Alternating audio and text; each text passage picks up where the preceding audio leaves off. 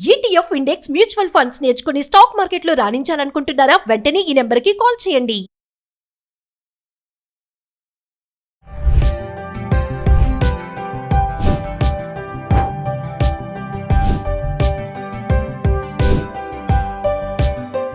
High viewers, India's largest digital media network Suman టీవీకి స్వాగతం.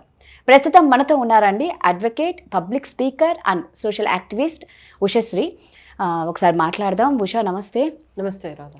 ఉషా, మామూలుగా అంటారు పెళ్ళిళ్ళు రాసి పెట్టింటారు స్వర్గంలో జరిగినట్లు. అంటే మనం ఎందుకు మాట్లాడుకుంటున్నాం అంటే, ఎప్పుడైనా ఒక జంటను చూస్తే మేడ్ ఫర్ ఈచ్ అదర్ అనుకుంటాం. ఇప్పుడున్న జంటలను చూస్తే మ్యాడ్ ఫర్ ఈచ్ అదర్ లాగా ఉన్నారు. నిజంగా వారం కాకముందే వారానికో 10 రోజులకో నెలకో కొన్ని సంవత్సరాలు పుట్టిన తర్వాత కూడా భర్తను భార్య చంపడం, భార్య భర్తను చంపడం అంటే ఎంత దరిద్రంగా ఉంది అంటే ఈ పెళ్ళిళ్ళంటే భయపడుతున్నారు. కానీ ఇప్పుడు మనం మాట్లాడుకునే ముచ్చటైన జంట, వృద్ధ జంట, 93 ఏళ్ల వృద్ధుడు వాళ్ళ భార్య కోసం మంగళసూత్రం షాప్కి వెళ్ళడం ఇప్పుడు బాగా వైరల్ అయిపోయింది.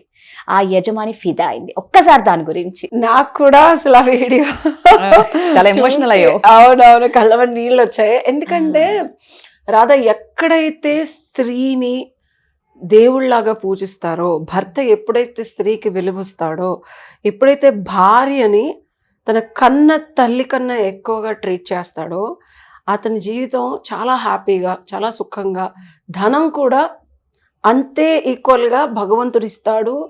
అలాంటి పుణ్యభూమిలో పుట్టిన మనం అసలు ఆయన్ని చూస్తే ఎంత ముచ్చటేసింది. మహారాష్ట్రకి చెందిన ఒక చిన్న రైతు కుటుంబానికి చెందిన ఫ్యామిలీ అండ్ జహంగీర్ గ్రామానికి చెందిన వారు వీళ్ళిద్దరు. అండ్ ఆయన ఎక్స్క్లూజివ్ గా అసలు ఏ సందర్భంలో ఈ పని చేశాడనేది చాలా ఇంపార్టెంట్. ఎందుకంటే ఆయన పేరు నివృత్తి షిండే అండ్ వైఫ్ పేరు శాంతాబాయ్. మనం మహారాష్ట్ర అంటే షిర్డీ సాయిబాబా ఇవన్నీ గుర్తొస్తాయి మనకి.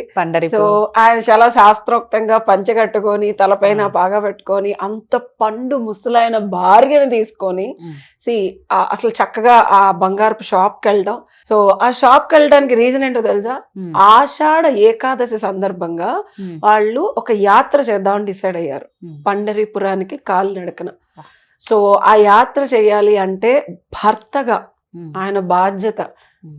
సో సుమంగళిగా తన భార్యను తీసుకెళ్ళాలి, చక్కగా ఆవిడకి మంగళసూత్రాలు కొనివ్వాలి కొత్తవి అని చెప్పి ఛత్రపతి సంభాజీ నగర్ లో ఒక చిన్న బంగారపు దుకాణానికి వెళ్ళారు.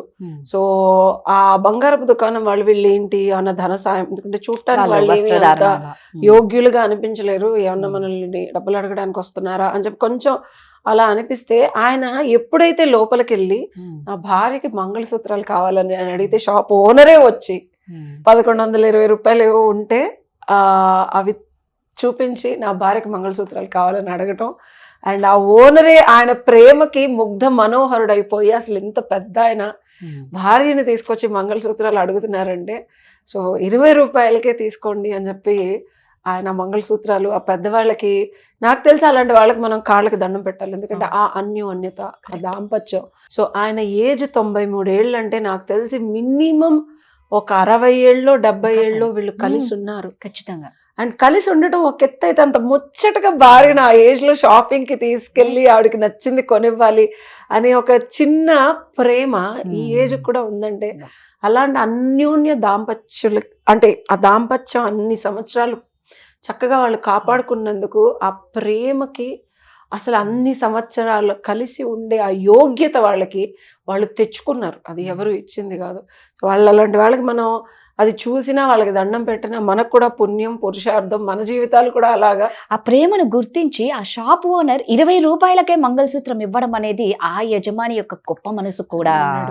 అంటే మనలో ఉన్న మంచితనాన్ని కానీ మానవత్వాన్ని కానీ అవతల పర్సన్ కూడా గుర్తించాలి కదా. ఇది మనం గౌరవం ఇవ్వడం అనాలి. అంటే మానవత్వం అవన్నీ మామూలుగా అంటున్నా 100% అది జెన్యూనిటీ. అతను ఆ కాంట్రిబ్యూషన్ అది ఆయన పెద్దవాళ్ళకి గౌరవించాడు అక్కడ. ఎందుకంటే వ్యాపారస్తులు ఇవి నమ్ముతారు, ఎందుకంటే వాళ్ళు పెద్దవాళ్ళని, ఎందుకంటే ఆ బ్లెస్సింగ్స్ చాలా ఇంపార్టెంట్. అది కోటాను కోట్ల రూపాయలు ఇచ్చిన ఎవరు, and it's a cute gesture. మంగళసూత్రం ఆ పెద్దవాడికి ఇస్తే వీళ్ళ జీవితాలు బాగుంటాయి, వాళ్ళ పిల్లలు, వాళ్ళు ఇచ్చే బ్లెస్సింగ్ ఒక్కటే కోరాడు ఆయన. రైట్, ఓనరు వాళ్ళ నుంచి కోరింది దీవించండి అని చెప్పి. ఆ బ్లెస్సింగ్స్ పెద్దవాళ్ళ బ్లెస్సింగ్స్ మనం అనుకుంటాం ఏముందిలే, కాళ్ళకి దండం పెడితే ఉంది, పొగరుగా గర్వంగా. ఆయన చక్కగా ఇచ్చి వాళ్ళ దగ్గర బ్లెస్సింగ్స్ తీసుకున్నాడని చెప్పారు.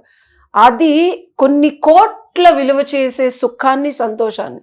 సిరి వేరు, సంపద వేరు రాదా. ఇక్కడ ఆయన దగ్గర బోల్డ్లంత బంగారపు దుకాణం ఓనర్ అంటే ఆయనకి బోల్డ్లంత ఉంటుంది, అది సిరి. సంపద అంటే నీ తల్లిదండ్రులతో నువ్వు సఖ్యతమైన రిలేషన్షిప్, నీకు పుట్టిన పిల్లలు వాళ్ళ జీవితంలో సక్సెస్ఫుల్ అవ్వడం, అది సంపద. నీ భార్య నీతో సఖ్యతగా ఉండటం, అది సంపద. డబ్బు అందరి దగ్గర ఉంటుంది, సంపద అలాంటి వాళ్ళ దీవెనల వల్ల వస్తుంది. కాబట్టి ఆ షాప్ ఓనర్ కూడా ఆలోచించి మరి ఆ గౌరవం వాళ్ళకి ఇచ్చి ఆ సంపద ఆయనకి సస్యశ్యామలంగా ఉండాలని వాళ్ళ దీవెనలు తీసుకున్నాడు. కరెక్ట్.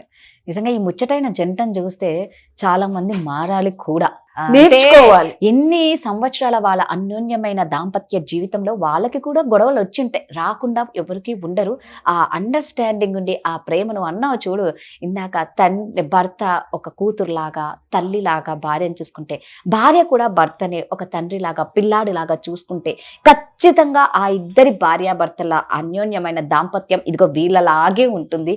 రేపు మీరు కూడా 93 ఏళ్ళు వచ్చిన తర్వాత మీ భార్యలను చక్కగా తీసుకెళ్లి తాలిబొట్లు తీసుకోవచ్చు.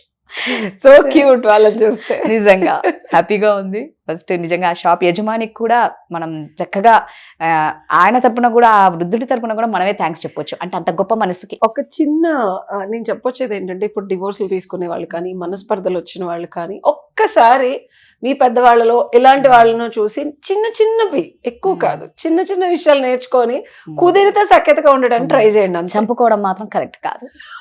Thank you.